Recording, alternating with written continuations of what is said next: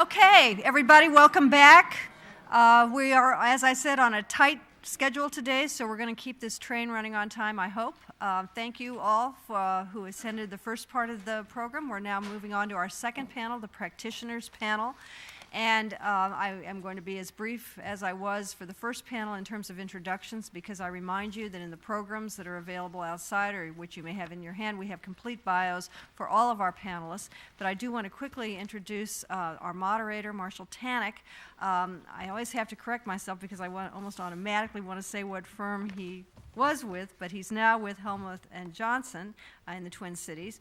He's a graduate of the University of Minnesota School of Journalism and Mass Communication, also Stanford Law School. He was a student of Don's as an undergraduate, and he was actually one of the prime movers behind the concept of this symposium, and selected the panel that you're going to be hearing from today, many of whom had a relationship with Don, a couple of whom are too young to have had a relationship with Don, but I know it's going to be a fascinating panel looking at the legacy of New York Times versus Sullivan and Near through the prism of practitioners, both legal practitioners and media practitioners. So, Marshall, take it away.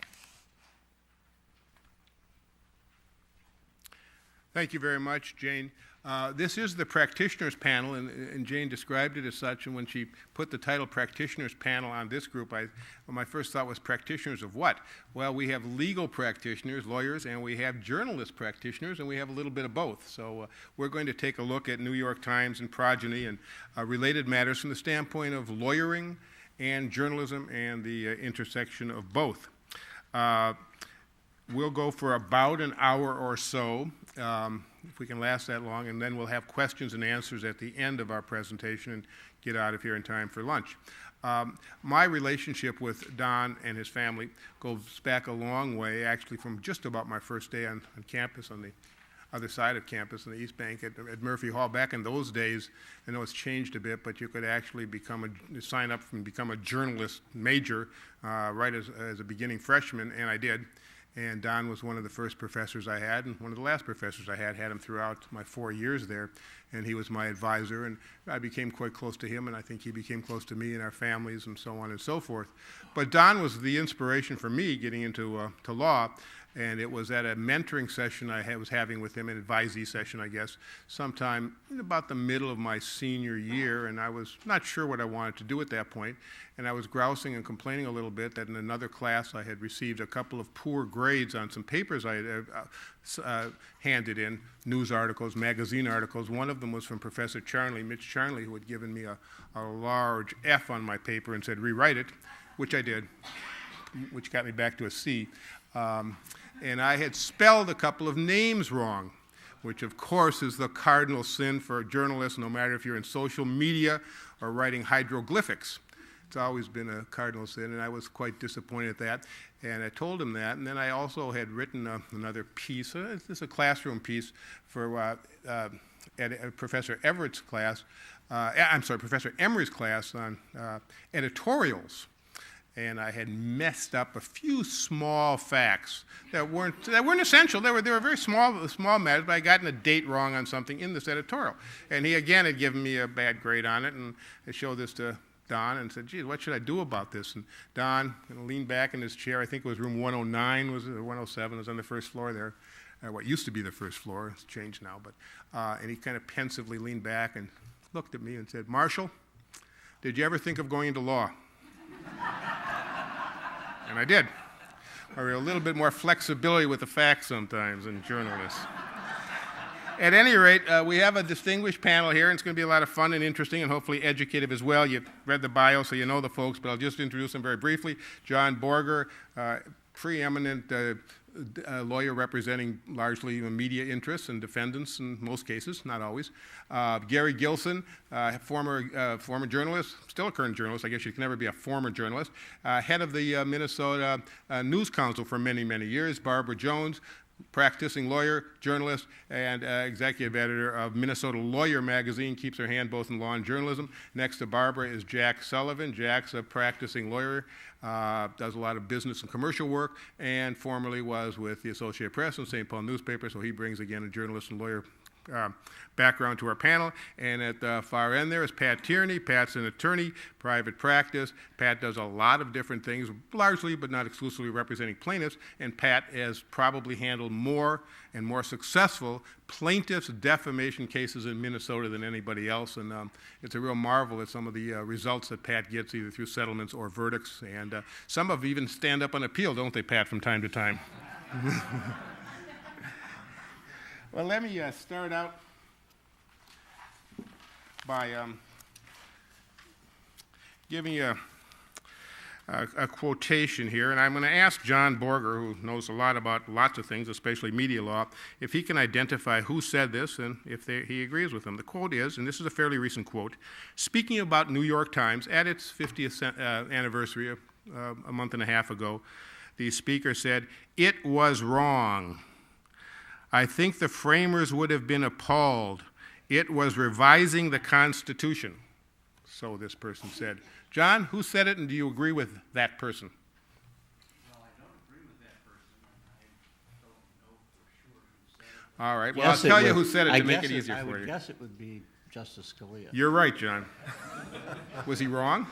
Yes, of course he was wrong. How so? He's always wrong.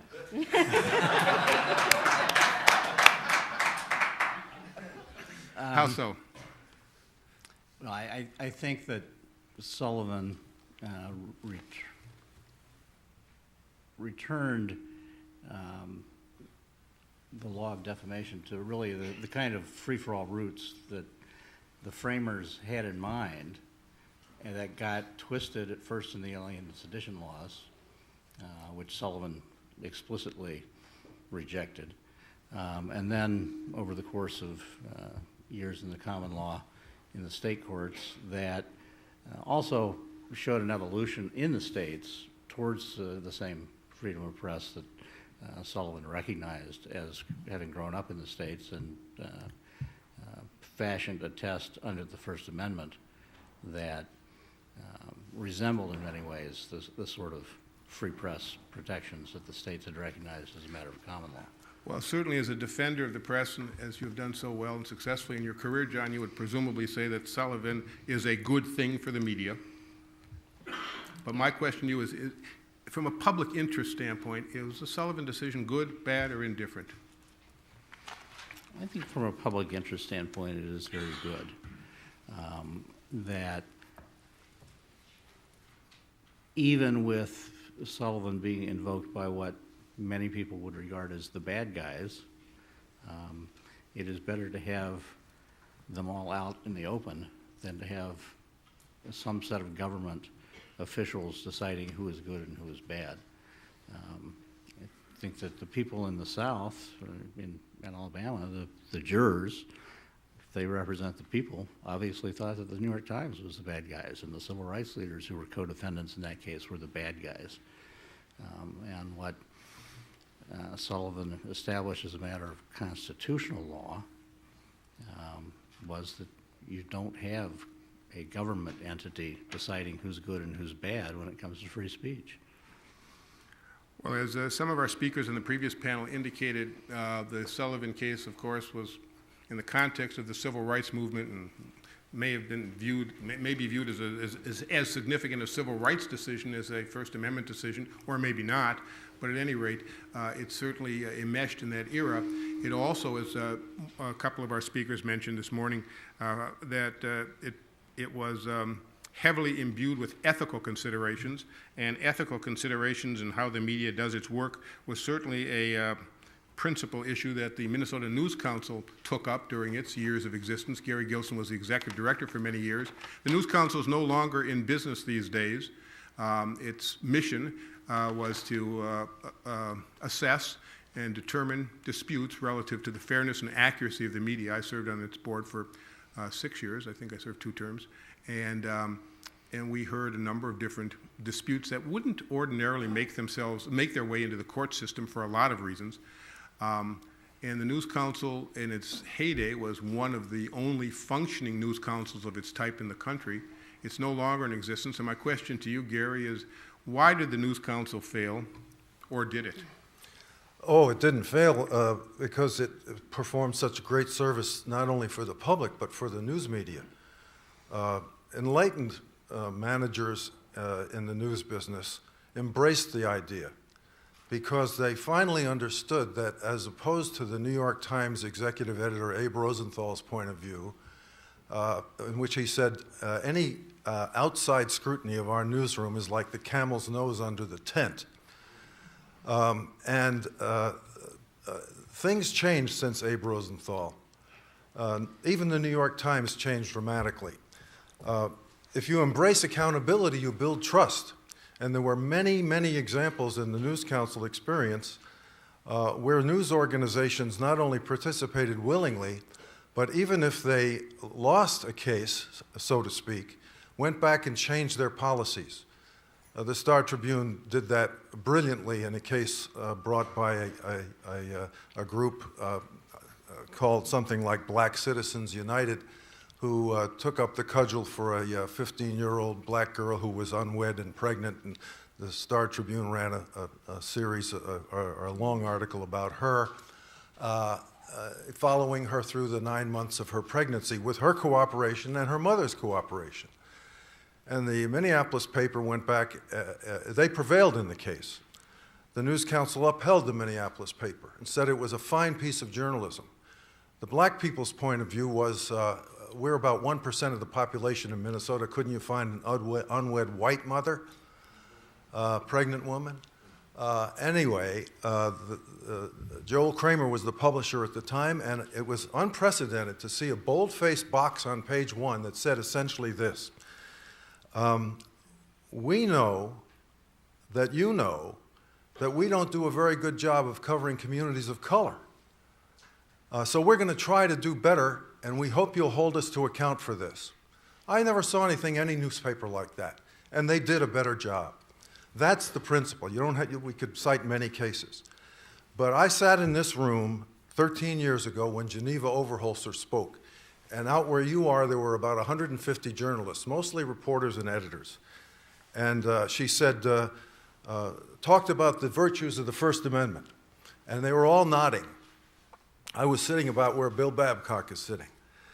And then she said, it doesn't belong to you, the First Amendment.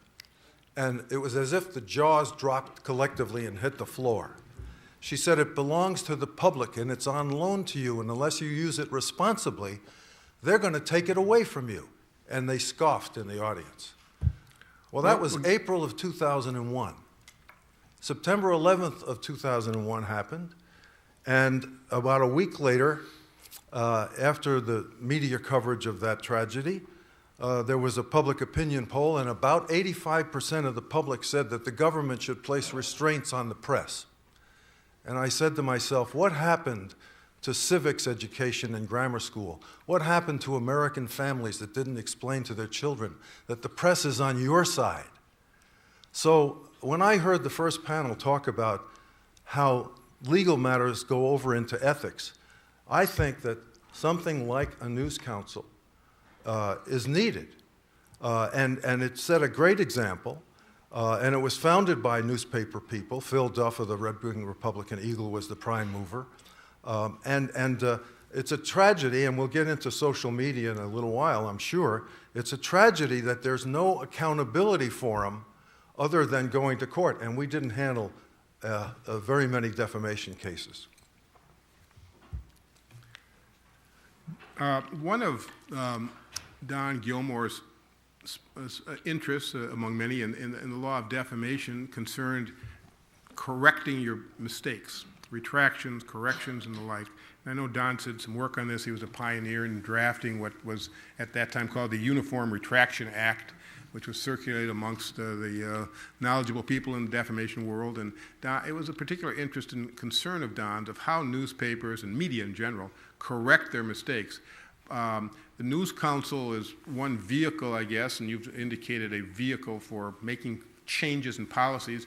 Barb Jones, as an editor, let me ask you about the issue and the conundrum of retractions, corrections, how you view them from a journalist standpoint. In the New York Times case itself, one of the significant factors at the trial court level was the fact that that Sullivan himself and also the governor had made requests for retraction to the newspaper. And at least with respect to Sullivan's request for a retraction, the newspaper, I think, rather arrogantly and high-handedly dismissed it out of hand and said, we didn't do anything wrong, and what's your problem? We don't even understand why you have a concern here. And that was a big factor in the trial court's decision. That kind of got washed away, of course, in the Supreme Court level. But talk a little bit about retractions and corrections. I know you get a lot of concerns about them, particularly in your magazine, which is directed to lawyers who are somewhat disputative of what you write in your publication. Well, the worst correction I've ever seen that it had to be run was on Twitter the other day, and it said from some paper called the Journal, in the page A4 story, man dies in hot tub at swim center, the Journal incorrectly reported the condition of the man. He is recovering at a local hospital. The Journal deeply regrets the error. I bet they do. And I saw that, I thought, well, you know, there's not much that I would have to correct. It could be worse than that, so I guess life will go on.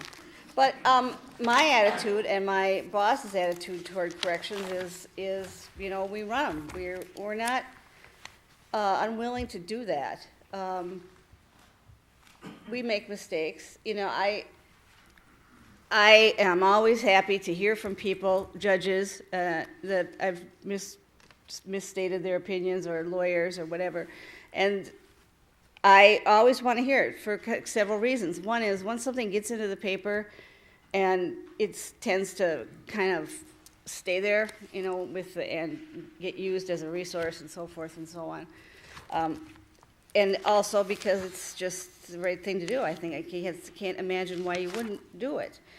I think one thing that makes people angry when they call in and say, I want a correction, I want a retraction, you know, et cetera, is that we don't just say, okay, you know, what do you want, and do it. You know, we check it out. And I think that frustrates people sometimes, that we don't massage them when they call. Now, retractions, I've never had to do a retraction, which to me means, you know, a whole story or a whole big part of a story. We've never done one at the lawyer that I can think of, or at Finance and Commerce. Corrections, yeah. So our corrections, a lot of our corrections just have to do with misspellings and things like that. There was one pretty bad one, and a mistake in the paper a few months ago, and that was me.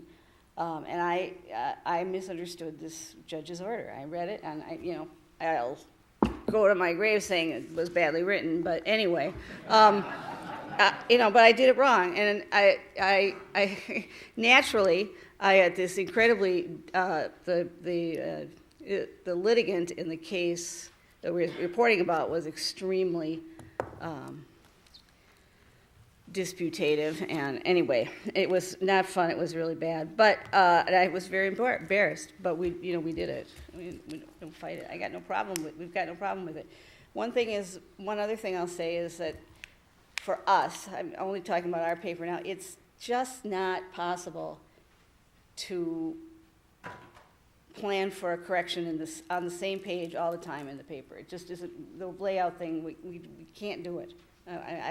It just doesn't work with our copy and our content and our production methods. Maybe it should, but it doesn't. And so we personally don't have, a page 2 correction place, but a lot of papers do. I think the New York Times does. I don't know if it's page 2, but at any rate. And that would be a good thing. I would support that if we could do it, but we just can't. I think one of the real bugaboos that I hear from time to time in representing people who have grievances, complaints against the media, prospective lawsuits perhaps, is when I bring up, well, we could try to get a correction or retraction, and they always say, yeah, no one reads those. They stick them in the second page there, and if there's going to be a correction, now retraction law in Minnesota requires to do a retraction, you have to have it in the same spot, in the same page, with certain typeface and so on and so forth, but corrections are different. You can put them anywhere you want, or you don't have to have them at all, and I think that troubles a lot of people, that they get stuck there, and where supposedly no one reads them, rather than in the spot where they were made. You've indicated it's a logistic problem, Barb, but Want to embellish on that, or just leave it at that? Well, no, I agree with them. I think it should be in a consistent place all the time, so that if there's going to be a correction, and you can go to page 4 and, above the fold and see it there. But with our paper, I'm just talking about our paper, and the advertising and everything else, and I'm not sure I can even explain why, but it just doesn't work. Well, I wasn't so much referring to having it in the same place, in a consistent place. I was referring to having it in a place where the original offending material appeared, rather than having someone have to search through and saying, oh yeah, well, like in the New York Times, in the second page, usually they have 10 corrections and from a week or two ago, and they kind of get lost in the shuffle. Well, but I think journalists are remiss in not doing a better job at trying to have the correction match up with the original piece. we've had a couple of requests, people who have said that they were misquoted or this, that, or the other thing, and they want a story when the Court of Appeals decision comes down or whatever, they want their story on page 1 just like the other story was, and that is an editorial. The placement of stories is an editorial decision, and that's going to be made by me and by Doug Iverson, and that's just not likely to happen. I did not know that about retraction law, Marshall, because I've never had to do a retraction. Well, I was going to ask Pat Tierney about that. Pat, you represent largely plaintiffs, and most cases start with a plaintiff or prospective plaintiff coming to you with a problem in the media, an incorrect or inaccurate statement, and what's been your experience, Pat, in trying to get retractions or corrections from media before you launch litigation? Successful one time. The Star Tribune published a retraction, the same page, same font, compliance with the statute. It's happened one time. As a plaintiff lawyer, we generally don't want the retraction to be published. I mean, it affects... Explain that a little bit. Well, it certainly affects the damage claim. I mean, that's the purpose of the statute. You're limited in the damages that you can recover.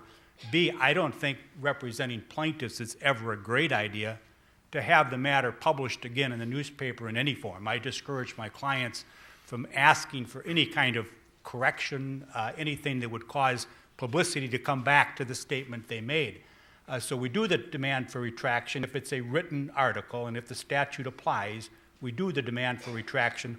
We hope it's not published. If it is, it affects damages, and then we start the lawsuit. Basically, if you make a request for a retraction in a newspaper, and I think the statute only applies by its terms to newspapers, so it's I think that statute, the Minnesota retraction statute was drafted and I think enacted in 1909, and it refers to newspapers. I take it it's missed a lot of, let alone the electronic media, the social media. It's about a century behind. But what you're referring to, Pat, is if you make a demand for a retraction and it's published, that significantly limits the ability of the claimant to recover damages. The theory being that the retraction mitigates the harm caused by the original offensive material, right? Well, I'm not sure what the theory is, but I think the statute itself says that if the demand for retraction is complied with, you can only recover certain types of damages. Right. Yeah. So in making a retraction request, you're trying to comply with the statute to show you tried, but you're hoping that the retraction isn't given, right? Correct. Okay, Barb, did you want to comment on that? Yeah, I forgot to say that we have an online edition of our paper, and if there's a correction, we just go in and we correct it, and then we put an editor's note in that says, the original story misspelled Barbara Jones or whatever it was, and so that takes, that takes care of that issue. But we haven't ever done any retractions, so I don't know what we would do. Obviously, we'd follow the statute, but. Go ahead, Gary. The problem with most corrections is that they pay lip service to the idea of corrections. They're usually technical things like we misspelled a name. I asked an editor at the Star Tribune years ago, why don't you explain to the reader in the body of the correction what it's really about? He said, that would mean we would have to repeat the error. And I said to him, well, we'll look at the New York Times. They're a pretty good newspaper. If you read the corrections in the New York Times, every one of them ends, comma, not. And it repeats the context of what the mistake was, or the unfairness, or the inaccuracy. If it's good enough for the New York Times, why isn't it good enough for every newspaper? Because some people who read the story will remember it because they're given some context, and those who didn't read the story will understand what the correction means. Now, I asked, there's something besides that at the New York Times, and I don't know of any other paper that does it. It's called Editor's Note, E-D-I-T-O-R-S apostrophe. And I asked the guy who was responsible for these, and they appeared 15 or 20 times a year, and they go far beyond a correction. They really examine the ethics of a particular story. And he said to me, the apostrophe comes after the S because it's a consensus of the top editors of the New York Times who consider very carefully whether to run one of these. And they don't run a paragraph. They sometimes run 4 or 5 paragraphs. And in the Wen-Ho Lee case, they ran almost a full page, the Chinese scientist who was accused of stealing state secrets. Anyway, he said to me, and I'm sure he didn't expect me to ask him this question. I said, Al, tell me about these editor's notes. He said, Gary, we don't like to run them because they're embarrassing, but we feel we have to run them, quote, in order to let the public in on what standard they can expect to hold us to in the future. Let the public in on means that prior to this, they kept the public from knowing what the standards were. That's the Abe Rosenthal standard. We don't want your nose in the newsroom. But it's all changed. The Jason Blair scandal at the Times changed a lot of things. They now have an ethics code in writing, which they never had. They have an ombudsman, or what they call the public editor, and they have all these accountability mechanisms. Why don't other newspapers do this? It would build public trust, and it would avoid many libel suits. As a reporter and a lawyer, Jack, how do you feel about ethics codes for journalists and the work they do? Are they helpful to the journalists? Are they helpful to the public? Are they helpful to the plaintiff's lawyers like Pat Tierney? I think ethics codes are a good thing. I think most newsrooms would be either would have one or would have some standards that they would hold themselves to. I don't know that, I don't have a thought on how they would affect a plaintiff's case against a newspaper one way or the other. I'll bet you do, Pat. Well, I mean, I think if we're actually trying a case, especially one that involves New York Times, a malice standard, the ethics codes, usually the conduct is far, far beyond being unethical. I mean, we're trying to show knowledge of falsity, a subjective knowledge of falsity. So the ethics codes would help. But I've never used them in a trial because generally the standard is so low. The ethical requirements are so much below the standard that I need to prove. Well, let me tell you how I used one in a case, and this was not a New York Times case. We'll talk about that in a little bit, about the vast field of defamation that's outside of New York Times. We focus on public officials and public figures and matters of public interest, but there's a great body of defamation that occurs outside of the New York Times. In fact, I wrote an article about this for my column in Minnesota Lawyer 2 months ago. The Minnesota Appellate Court, in a splurge of defamation decisions in January and February, issued 4 defamation decisions in January and February of this year, which is a large number to coming out of the Minnesota Court of Appeals over a short period of time. 4 defamation decisions. One was one of your cases, Pat, as you know. None of those decisions cited in the body of the decision or in the footnote New York Times at all. They didn't refer to them at all. There's 4 cases that were just outside the purview of New York Times. The case I think relatively successfully used an ethics code was a non-public figure, non-public official case, so the standard there was negligence, not the elevated actual malice, knowing falsity, or reckless disregard for the truth. And we had a newspaper that had a so-called ethics code. In fact, they call it their ethics and fairness code, and they had 10 points on there. Do this, do that, how to verify quotes and get a second opinion, get a second corroboration. And in the case, we showed that there are 10 steps for fairness and ethics, and we had a check mark up there on the blow-up. They didn't follow 7 of them. And we used that to show that they were negligent. Their conduct was unreasonable. And I think in a non-New York Times case, that's very appropriate. Paul Hanna had a case, the Jadwin case, where I think the court kind of encourages it to look at those kinds of standards, to judge conduct for a non-actual malice case, to judge them by investigative standards. So I think it's very appropriate in a non-constitutional malice case. Sure. Well, let me just jump in there and say that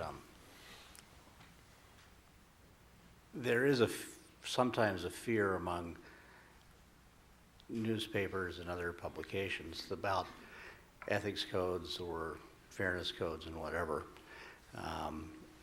and that they may come back to haunt them, particularly in a negligence rather than an actual malice context.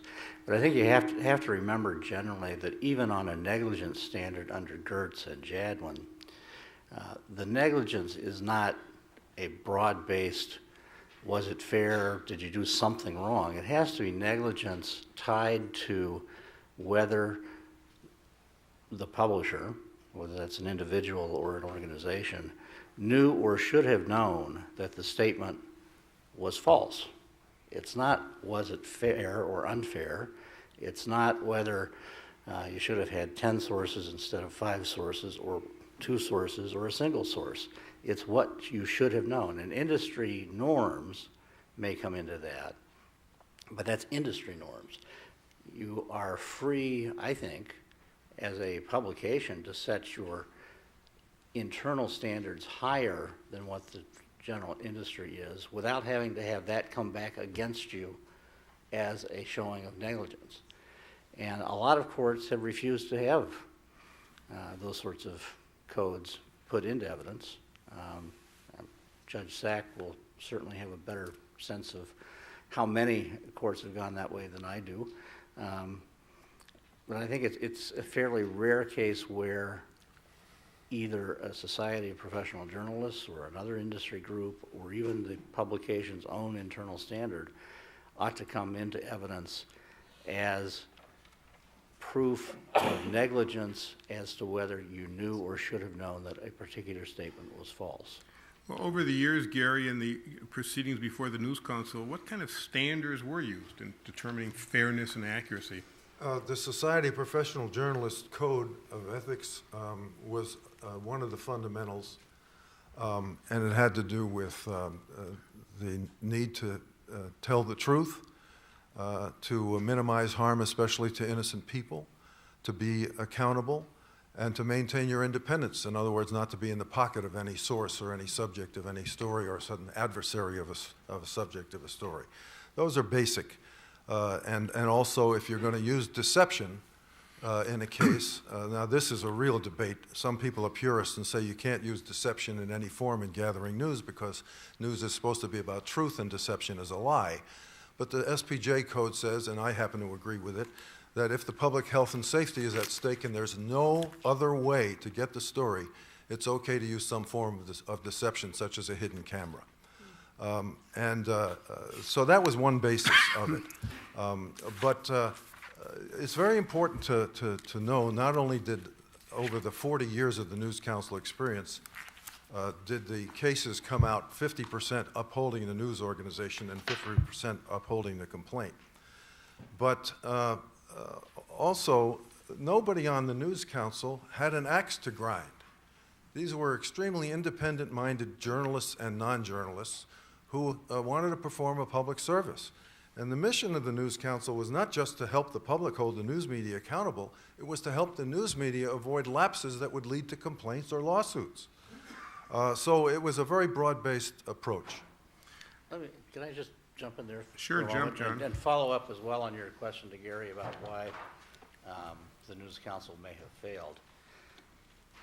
One of the things that struck me towards the end of the News Council's existence was I went back and I had a collection of all of the News Council opinions and decisions over the years, and I read them from start to finish. You know, I did too, John. I had my own collection. I know you're a great comic book collector too. I don't know. That wouldn't have anything to do with that. What struck me in reading that sequence of decisions was that in the beginning there was a concerted effort to do something like what a court does, which is to form a consensus opinion, and this is the opinion of the council, and you may have had dissents or people who didn't agree, but there was a real effort to fashion standards that were the opinion of the council and that would be applying in future decisions, so that there were consistent standards.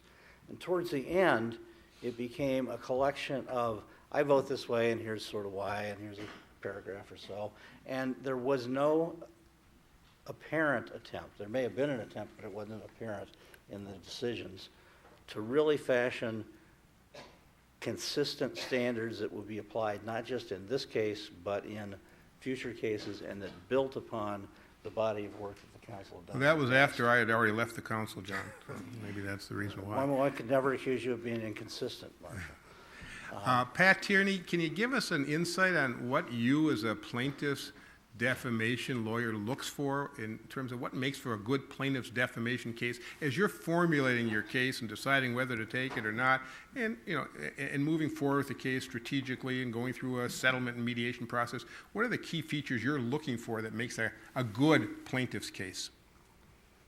I'm not sure there is a good plaintiff's case. There really isn't. I mean, I tell my clients on day one, especially in a case that requires proof of constitutional malice, that this is never better than a 50-50 shot. Your best day, you've got a 50-50 shot at this. That there's going to be a summary judgment motion or 2 or 3. There's going to be an appeal before trial probably, and maybe another one after trial. And statistically, the odds are stacked against you on those. So they start as very, very difficult cases. But in terms of which cases I would take and which I don't take, it's largely dependent on the person across the table from me. I mean, if they can convince me that something wrong has happened here, that there's been a publication that has caused them substantial injury, I agree to take a look at a case like that. But it's really sizing up the plaintiff.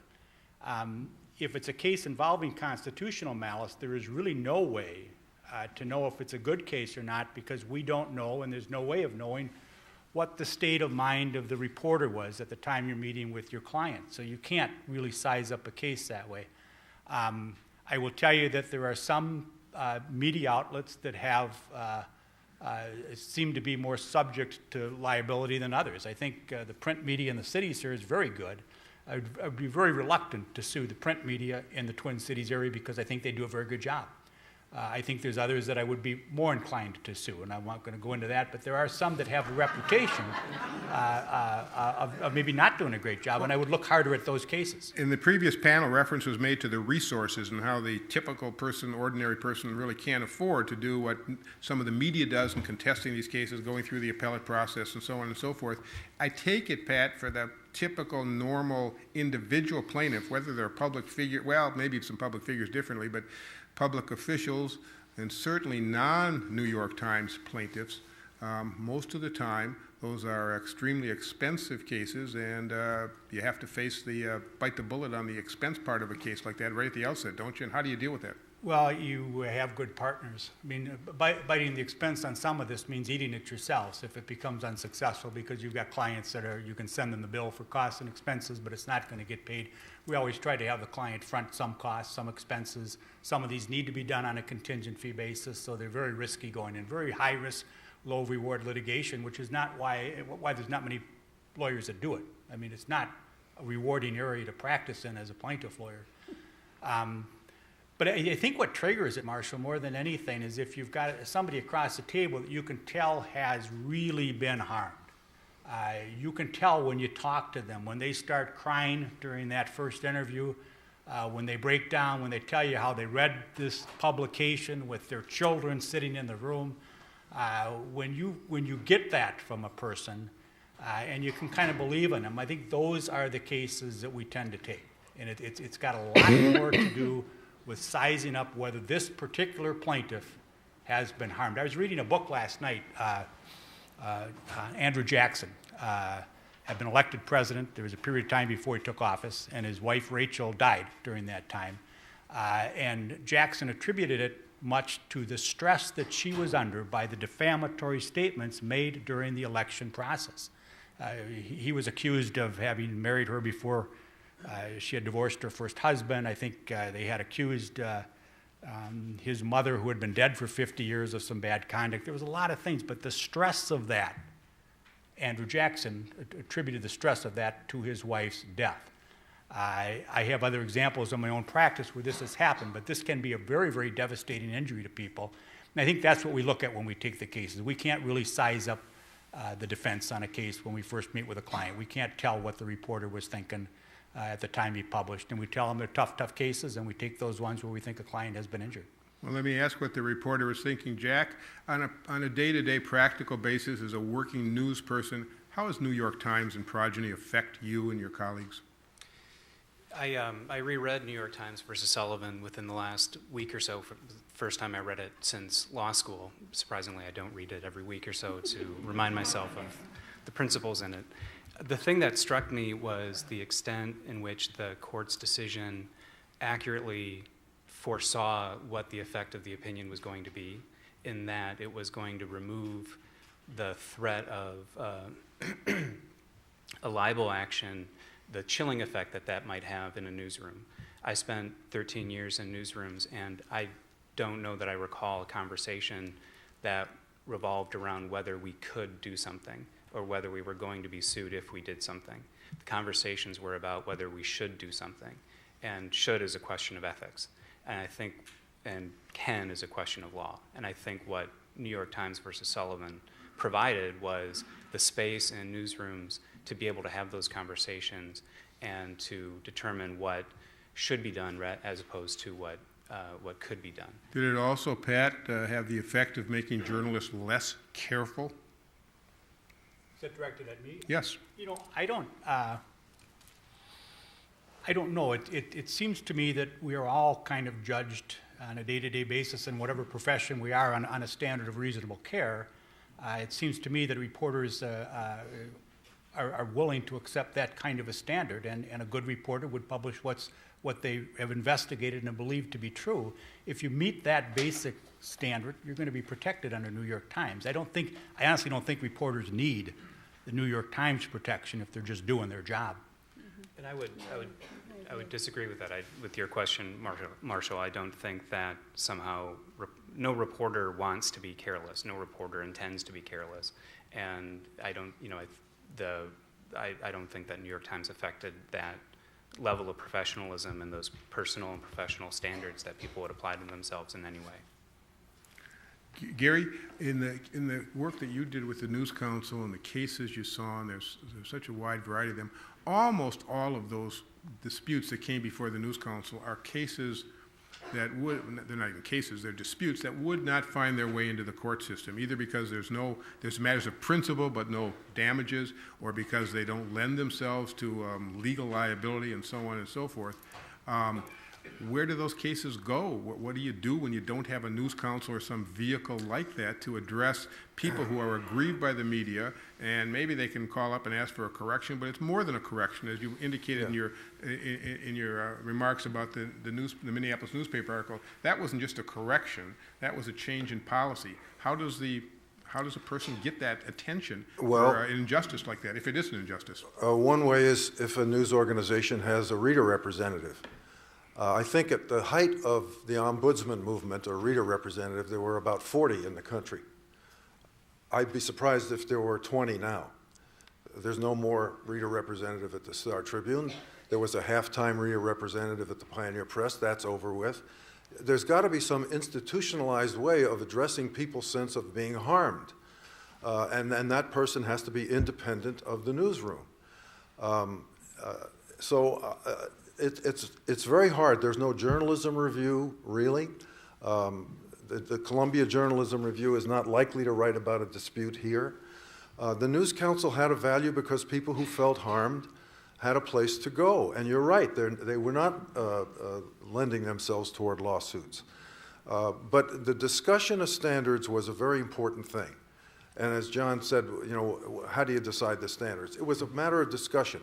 There was an assistant managing editor from the Duluth News Tribune who was on the News Council. And one day there was a discussion about somebody who felt harmed, who was accused of something bad in the Duluth News Tribune. In some other newspaper. And everybody agreed that anybody who's accused of doing something bad in a news article has an absolute right to be represented somewhere in that news article with a defense. It used to be that you had to wait 2 or 3 days to have your side of the story told, and that was a losing proposition. So everybody agreed. There was a consensus. The guy from the Duluth News Tribune raised his hand and he said, at the News Tribune, we have a different standard. Everybody in the room, the News Council members, whipped around and said, Craig, what is it? There was a thirst for wanting to know, what do you do? And he said, we have a policy. If you're accused of something bad and your name appears in our paper, You have to be represented on the same page as the article. You cannot be represented in the jump, because we found out from readership surveys people are too lazy to go to the jump, and we want your defense to be in paragraph 1, 2, 3, or 4 before it jumps, especially off page 1. And as a result of that, there's a discussion in the news business, because the whole News Council process depended on publicity, of news directors in television and editors in newspapers saying, maybe we should adopt that standard. That's the best hope that we had of being effective. There goes your typographical logistics, Barb. I know, I agree. I mean, I would like to see that done. And I can't really articulate what the logistical problem is, but it has to do with advertising, and stories have to fit in like a puzzle, and you can't just hold that one puzzle piece for corrections all the time. One of the most frequently litigated issues in defamation litigation, stemming from New York Times, and it was alluded to in the earlier panel, is this fact-opinion dichotomy. It seems like, I won't say most cases, but certainly a large number of the cases have that as a fundamental threshold issue. If it's a, quote, opinion, it's not covered. I mean, it's not covered by defamation law. A plaintiff loses. If it's an opinion, if it's a, quote, fact, plaintiff, the claimant stays in the game and maybe survives summary judgment. John, you want to share some thoughts about the fact-opinion dichotomy as it's developed in Minnesota defamation law?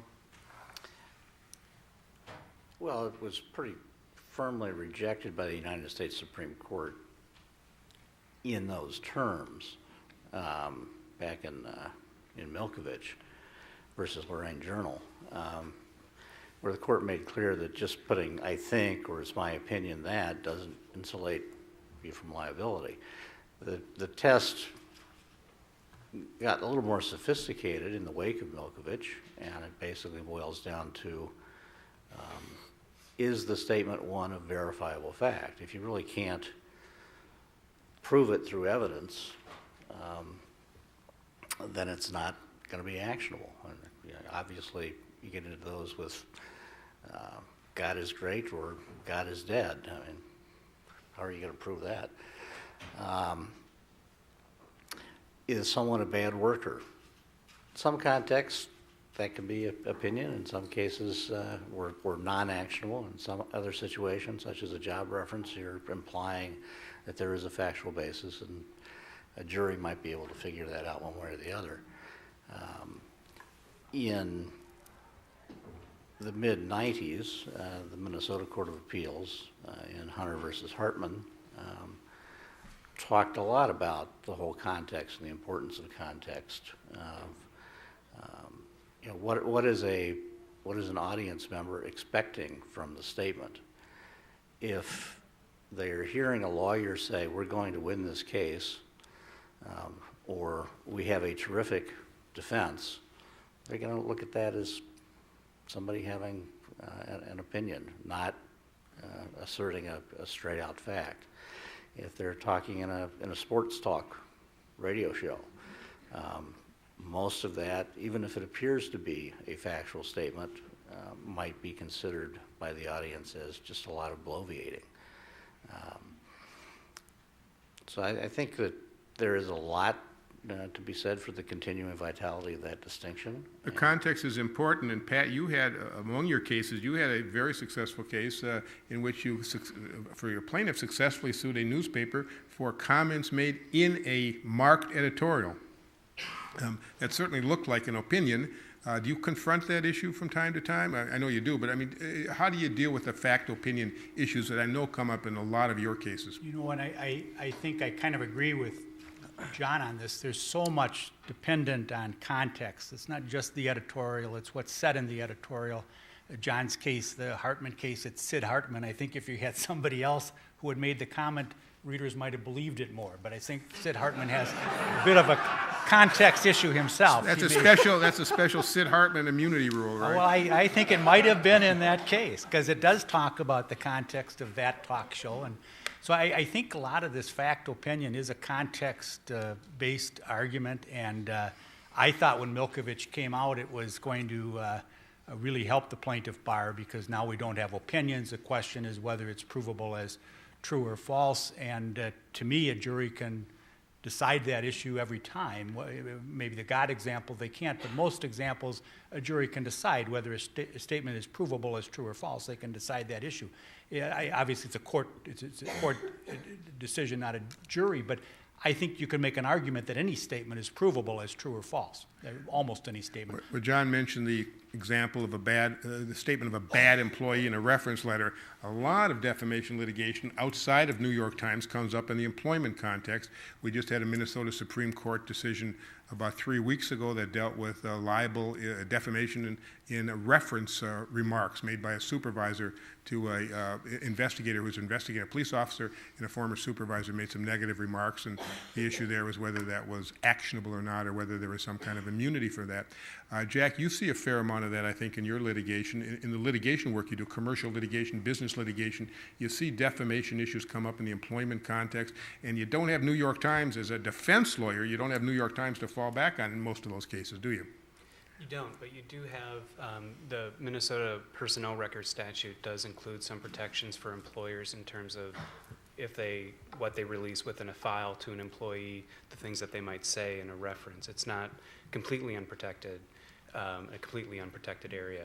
Most employers will have some policies where they won't get into what could be a subjective approach, this person was good or bad at their job. They'll simply confirm the facts of someone's employment, in which case there's very little room for anything that would be actionable based on that sort of a reference or an employment confirmation. And very little room for it to be useful. Exactly. Yes, that's true. The title of our presentation today is Time After Time's Defamation Law and Privacy Too. So I think we ought to at least touch upon privacy. Obviously, the New York Times case itself didn't deal with privacy as such.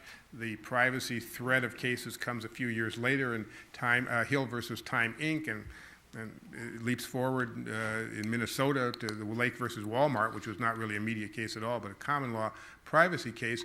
But it's been my theory, Jack and Barbara, that on a day-to-day basis, working journalists and working editors are more concerned about privacy-type issues in terms of complaints from readers or subjects of news articles that their privacy has been invaded than you are about defamation.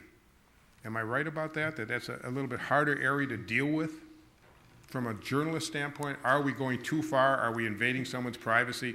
And if not invading it legally, ethically, are we going too far?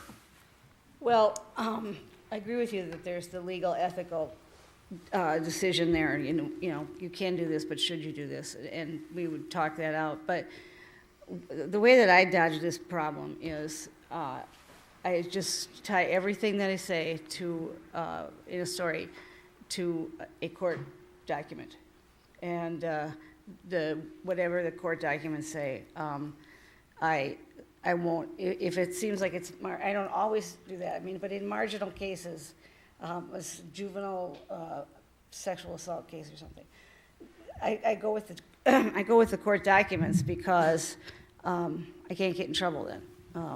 I call up Mark Amphitson, I say, here's what I'm going to say, is that okay? And he says, do you have a court file number? And I say, yeah, and then that's what we do. All right, well, maybe that gives you legal protection because you've used a court file, but how about the ethical considerations of how far you should go in identifying in a news article something about somebody that would be embarrassing and provocative and Right. otherwise humiliating to the person who's the subject of the report? Well, you know, it doesn't happen a lot, but the last time that it did happen, it was a case where there were court documents, but only on one side, and it was a situation where it's complicated, but it was a situation where a lot of bad things were said about, a man who is actually an attorney here in Minnesota.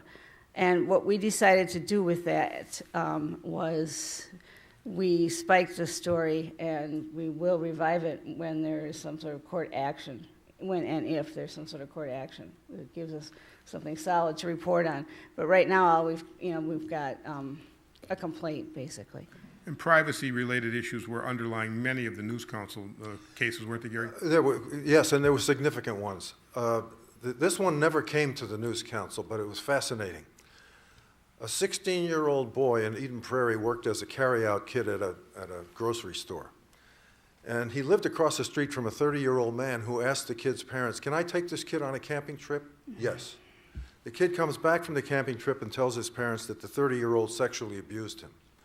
While they were waiting for that criminal complaint to come to fruition, the boy came out of his job at the supermarket, and the 30-year-old picked him up in his car, and they disappeared, and they were gone for a couple of days. And the car was found in a deserted area with the boy killed, and the 30-year-old shot himself. And the Pioneer Press had an overhead shot from a helicopter showing not the faces, but the torsos and the shotgun. Well, you can imagine in this market what kind of a sensation that caused. While the Minneapolis paper was covering this, a reporter for the paper raced into the newsroom and said, "I've got a terrific sidebar for this story. I have sources at the Red Door," which was a social service agency near Loring Park, which is a congregation area for a homosexual community. And he said, "They tell me that this 16-year-old came down all the way from Eden Prairie to Loring Park 3 or 4 times last summer, asking questions to try to establish his own sexual identity. And that's really a hell of an angle." And I found out, and they published the story, I found out later that there was almost a fist fight in the Star Tribune newsroom between those who opposed the publication of that item and those who were in favor of it. I asked the editor of the paper later, "Why did you publish that?" And he said, "Well, we wanted to assure parents of children who weren't gay that their kids were safe." Anyway, it never became a complaint. The family obviously didn't either. I don't know the story of the family, but they were either in total denial or that they felt that their privacy had been invaded, whatever. Nothing ever came of it until a year later when somebody, I can't remember who, took out a full-page ad in the Star Tribune apologizing on behalf of the Red Door Social Service, which, by the way, went out of business because they lost their foundation grant. There's a question of standards. And I think it's very healthy that there was almost a fight in the newsroom because people believe so fervently in the point of view and want to discuss whether we should be the newspaper that publishes this or not. But there were other cases about privacy, an incest case I remember, various cases, and those were very fruitful discussions. And I'll do one very briefly. A totally unknown woman from Austin, Minnesota. And this gets over into the precursor of social media. This is before the internet, before Twitter and Facebook. There was a thing called the People's Platform in the Austin Daily Herald, which was just like Twitter. You could make anonymous comments in the People's Platform. If you wrote a letter to the editor, you had to sign your name, and if the paper did its job right, they would confirm that it was you who wrote the letter. But they let anonymous comments go on in the People's Platform. People's Platform is fine if you write a comment that says, "When the heck are we going to get a traffic light at that intersection where a kid was killed last year?" Nobody would disagree with that. But this one had 11 anonymous comments in the course of a year about this woman who was a dispatcher for emergency services for the city of Austin, who'd been nailed for a misdemeanor situation in a neighboring town. And she came and confessed to her boss, and she said, "I know it's embarrassing, and do with me what you have to do." And he said, "Margaret, we value you. Don't worry about it. I understand you've been under a lot of stress. Shoplifting is a common behavior after stressful situations. Don't worry about it." 11 anonymous comments blasting her in the Austin Daily Herald. That came to the News Council, and they voted unanimously that the Austin Daily Herald was out of line to do this to her, that they should have exercised some discretion, and that it was unfair. And Judge Simonette, who was the chair of the News Council, wrote a personal letter to her and said, "I congratulate you on the courage it took for you to come forward and make the complaint." Thank you. Jack, the AP, Excuse me, go ahead, Barb. It was the 11 comments that people were upset about publishing those? No. She was upset that they used, that this was a barrage of insults to her. Right. Yes. That's what I was trying to say. Were Yeah. Jack, in the Associated Press newsroom that you worked at, in the St. Paul Pioneer Press newsroom, did you have a lot of fist fights over these kind of things? No fistfights, but a lot of strenuous debates, and it's interesting. Before we sat down for the panel, I was speaking with my former colleague Rick Linsk, who was a reporter, an investigative reporter at the St. Paul Pioneer Press for a number of years, about this very question, and a story that Rick had handled. I think the question of, do we use someone's name? How do we identify someone? What will be the effect of what we do when we identify this person, either by name or where they live or what it might be? Those debates happen all the time, and they need to happen. And they're thankfully, as I said, it's not come to blows, but they're important debates to have. Well, if defamation cases are difficult to pursue from a plaintiff standpoint, Pat Tierney, what about privacy cases? You know, I have not handled many privacy cases. I've tried one and lost. I think they can be difficult. They're attractive to a plaintiff lawyer because of the damages that you can claim.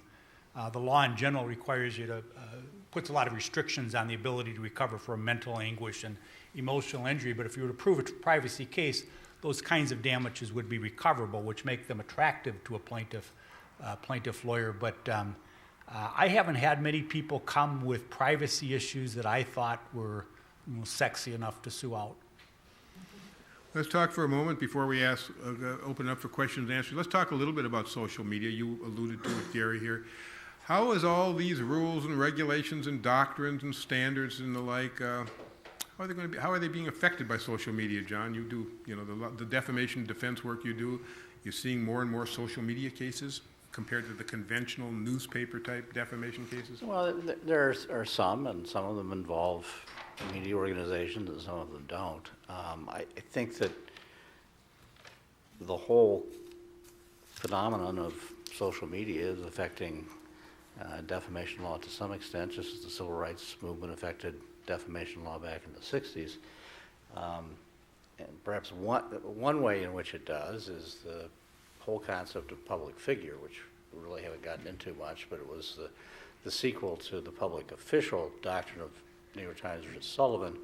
Gertz set up the public figure category and applied the same standard of actual malice to public figures as it does to public officials. Gertz itself, in a media publication, magazines, newspapers, television stations, and so forth, talked about public figure in the context of community. And I think even then with national publications, there was still a focus upon what that community was. As the decades have gone by and we've gotten into social media, the whole concept of community has also evolved. And you can be a public figure around the world in a very small, specialized area of almost anything, when you can be completely unknown in your hometown. And so I think that what we will see more and more is an application of the public figure doctrine to that sort of virtual community as opposed to a geographical community. Although both can be important. I mean, you can be a highly prominent figure in a controversy on the moratorium on remodeling in Southwest Minneapolis, and the news on that from the Star Tribune can go out worldwide because it's accessible worldwide, but the focus ought to be on what that controversy was in Southwest Minneapolis, and are you a public figure there?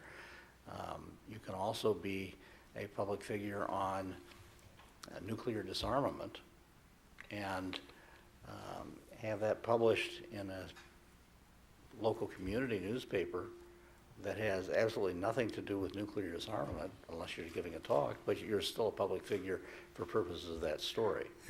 Barb, with Minnesota Lawyer has a major online presence.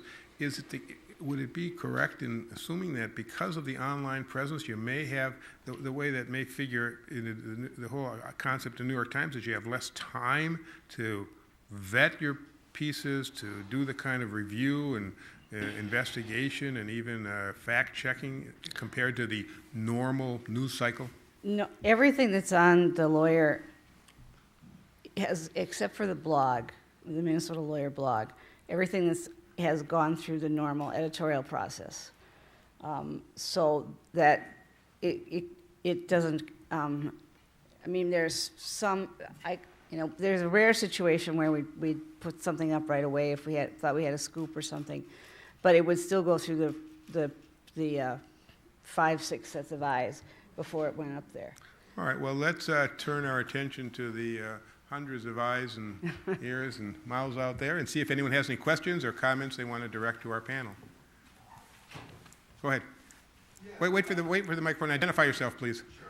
We can't see up here because of the lights. So. Yeah, Rick Lensk, longtime journalist. We've already heard about you, Rick. Recently with the Pioneer Press and now attorney for 6 years. One legacy, it seems to me, of Sullivan, and it'd be great if John or Barbara or Jack might address this from the reporter's point of view or a producer's point of view, is the unpleasant task of having your mind or motive probed if you do get a suit against you. And I wonder if there's anything they could say about that or illuminate about that, and how that's changed over the years. All right, I'll ask them to be very brief with this. The question is, what about the unpleasantness of probing the mind, if any, of a reporter? John? If any. I'm going to ignore the parenthetical in that question. Well, it just never happened to me, and I don't know. I don't know what that would feel like. I mean, I'm afraid that it be kind of vacuous and boring. I don't know. But one thing that constantly amazes me about the process is the stuff that people write down and throw in drawers to be found later. They write down, well, we know Barb Jones didn't do it, but we're going to go with this lead anyway. I mean, they do. That happens. And so I guess that'd be one part of the process that I would, I don't do that. Well, so. John, how unpleasant is it for the reporters to go through a process where you're maybe vetting the stories or looking at the stories and making them go back and do additional research? I mean, do you find that the reporters chafe at that when you're in that position of doing pre-publication review? Well, in the pre-publication reviews in which I have participated, it's usually a very collaborative process and one of asking questions and not making demands. How do you know this? How sure are you of this? Have you thought about going to this additional source, for example? And sometimes suggesting alternative wording or ways in which it is probably tracking a little bit more with the actual words of a source or the actual words of a public document. There have been occasional times in pre-publication vetting where somebody that I'm working with for the very first time may bristle a bit, but for the most part, it's a collaborative process and a real partnership. Well, you're such a nice guy in that, John. I know when I do some of my defense work, and I'm on the defense side sometimes as well as the plaintiffs. Sometimes I'm on both sides at the same time, perhaps. But in the pre-publication review some of the pre-publication reviews I've done that have been fairly intense and important, what I've done is subject the reporter to essentially a grilling and say, okay, you're going to be in a deposition. You're going to have to defend what you've written. I'm going to be asking you the questions, just like Pat Tierney might be asking you questions, and kind of go through that process. And it can be a very illustrative, illuminating process for the reporter to have to see how they may have to defend their work in the face of some advocate grilling them. So, Jack, have you been through that process, and how has it affected you? Has it been as unpleasant as Rick asks? It was, well, the two questions. The general question that Rick asked about avoiding having your mind probed as a result of the protections for Sullivan. I would hate to think that there would ever be a day where you didn't have the Sullivan protections and your motives and your intentions and why you did this or why you did that or why you phrased something a certain way as opposed to another would be fair game in some sort of an examination. In terms of pre-publication reviews, I've been part of a few of them, and with Paul Hanna, who I haven't met in person but was on a conference call on a couple of stories that I worked on at the St. Paul Pioneer Press. The things that I remember, they're definitely a collaborative process in my experience, and the reporters that I worked with on those stories when I was an editor, they and I welcomed the process and welcomed the challenges and welcomed the need to pin down every fact and pin down support for things that may very well end up being challenged. Pat, did you want to add something on that? No. Oh, thought you did. Okay, any other questions, comments? Can I add something to that? Yeah, go ahead, Barbara. I mean, there is a theory in that this whole process of digging into the reporter's memory and notes and things like that is more for the sake of getting the case settled than actually finding anything out. But I just when the New Yorker got sued, the editor there had 30 days of depositions, and that was just him. I'm not sure about the reporter. Okay. Question? So I mean, that's a valid concern. Sure. Question up there? Hi, Tim Walker, master's student 94. Great panel here and the great previous panel. And the previous panel made the point that there weren't any major landmark decisions from the Supreme Court that really affect a lot of the issues we've talked about today. So my question to this panel is, since you're practitioners, do you know of any cases that might be work their way up to the Supreme Court that might solve or define some of these issues? Or, to put it another way, what cases, if you had to choose, if you had the power, what cases would you bring, or not bring, but what cases would you like to see brought up to settle some of these questions? John, do you want to take a first crack at that? Yeah, I think that particularly on the privacy aspect, that there are a number of Supreme Court decisions in recent years, not involving the media as such, but likely to have a significant impact if they are taken seriously on aspects of the privacy torts. One of the 3 privacy torts recognized in Minnesota, and there are 4, but one has been rejected by the Minnesota Supreme Court, is the publication of public disclosure of private facts. And there is in the common law a general exception for newsworthiness, and as applied over the decades, that mostly has been anything that a broad circulation broadcaster or publication would choose to publish is going to be newsworthy, and therefore it's not an invasion of the private facts of the individual. But in United States versus Stevens, which involved the animal snuff films statutes, and in United States versus Alvarez, the false stolen valor statements about all the medals that somebody had supposedly won and they weren't, and there was a statute federally that said you can't tell somebody that you've gotten military honors when you haven't. The court has made clear, and the Minnesota Supreme Court made clear in just the last couple of months following those decisions, that there are really very few categories of speech that can be proscribed under the First Amendment. Defamation being one of them, obscenity being another, utterances and furtherance of a crime and so forth. And the disclosure of private facts is not one of those categories. And I think that there are going to be challenges in the coming years to the entire private facts tort, and whether that is consistent at all with the First Amendment. Gary? Yeah, if the statute of limitations hasn't run out, I would like to see George W. Bush sue CBS News. Remember, they did a story about his Air National Guard record, which they said was tawdry. And as a result, the producer was fired. There was an internal investigation. Dan Rather's reputation was ruined. I asked Marty Barron, who was then the editor of the Boston Globe, why he didn't say something about it. He said, well, we reported in the year 2000 all the same facts. So I would like to see that go all the way up so that former President Bush would have to face the facts. Okay, any, one last question? We have time for one more comment or question. Yes, go ahead. What's your sense Wait, identify yourself. I know who you are, but we have some new people here. Okay. Bob Drexel.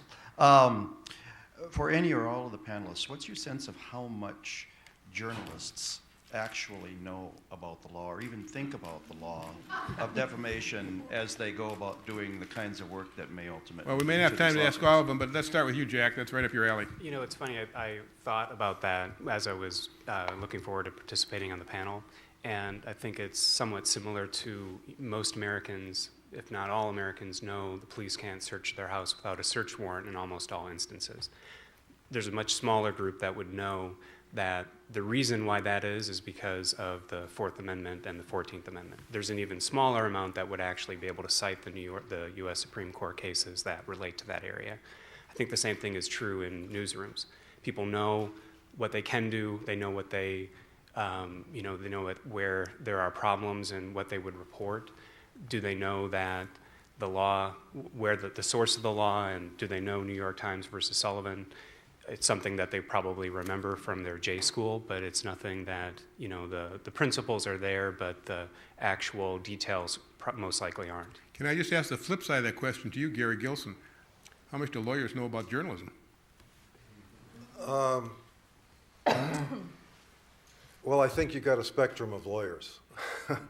So there are some who Sure. believe in its function, and there are others who find that it's a thorn. Maybe I'll rephrase, how much do judges know about journalism? Maybe that ought to be the question. Well, the judges I have known who were the chairs of the Minnesota News Council knew a lot about it before they ever became the chairs, and they revered it. Let me conclude here by pondering this question. Is it time to end times? This is a petition for certiorari that's been filed with the United States Supreme Court. This is a copy of an actual petition. And the question is, should New York Times versus Sullivan be overruled? If you want more information about it, you can contact this person. And $17.50. It used to be 10 cents for Merkel Press. For your Meet the Press. I send in every week after Meet the Press was on, I'd send in 10 cents to get a transcript of the Meet the Press. But now it's $17.50 if you want to see this petition for certiorari. But we won't charge you anything for each of our panelists to give a quick view on that. John Borger, should New York Times be overruled? I don't believe it should be overruled. If I had to live in a perfect world, it would probably be the Black and Douglas approach that you shouldn't have libel suits at all. But then I'd be out of work. I think that New York Times has become ingrained in several generations of lawyers and judges, and I think it's going to be very difficult to overrule. And I think it's kind of like, that was what Justice Rehnquist said about Miranda, right? And upholding it in a 6-3 decision. I forgot the name of the case, but he said it's so ingrained, we see it on television, that we're stuck with it whether we like it or not. I think it's a viable compromise position that, on the whole, supports free expression and Gary ought Gilson, to continue. is it time for New York Times to go? Absolutely not. All governments lie, not all the time, but too often, and it's the job of journalists to root out the truth. Barbara?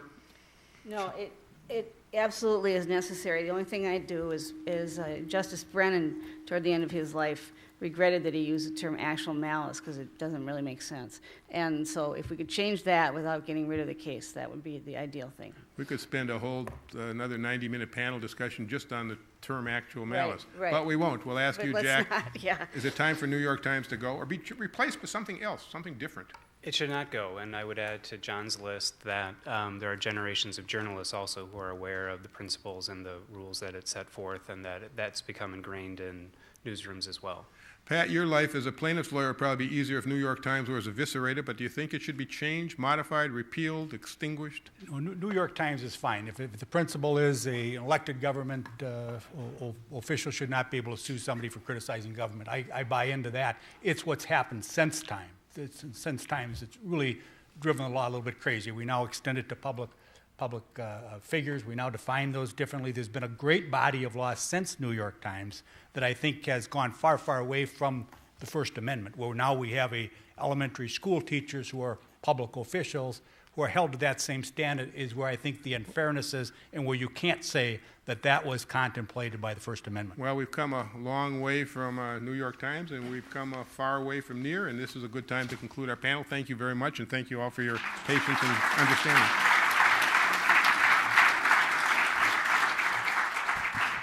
Yeah, thank you again, Marshall, for marshaling our panel, and thank you all for your great questions and attendance. Now, a couple of quick reminders, because I know some of you weren't here when I spoke at the beginning. If you have reservations for lunch, then you will have a name tag like this. And when you leave this room, you should go to your left, go down to the forum where we will have the buffet lunch set up. It's open seating unless you have a blue or a red band across the top of your name tag, in which case we ask that you sit at the table that has the decorations that are either blue or red. But for the vast majority of you, it's open seating, and we hope we'll use this occasion to interact with your friends and acquaintances and to make new ones. So the other thing I need to say is that we are really, as I keep saying, on a very tight schedule. So please do not dally. Please go down to lunch immediately, or as immediately as possible. And we will be asking you to return to the Coles Auditorium and be seated promptly at 1 p.m. when Judge Sack will be giving his speech. If you do not have reservations for lunch, you are absolutely welcome to come back into Coles for Judge Sack's speech at 1 o'clock. And if you need luncheon suggestions, there are some on the back of the program. So we will see, I hope, most of you back here at 1 o'clock. Thank you.